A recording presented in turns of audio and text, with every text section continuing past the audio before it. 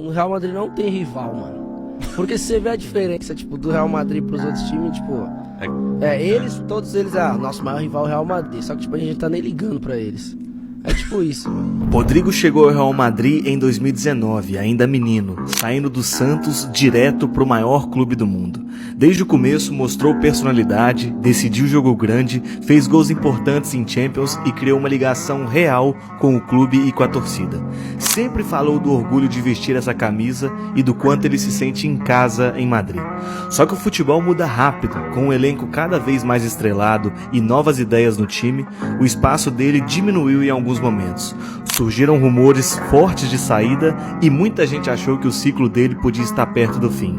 Mas hoje a situação é clara, o Rodrigo quer ficar, o Real segue contando com ele e a história entre os dois ainda está longe de acabar. É aquele casamento que passa por fases, mas ainda tem sentimento e bola para render.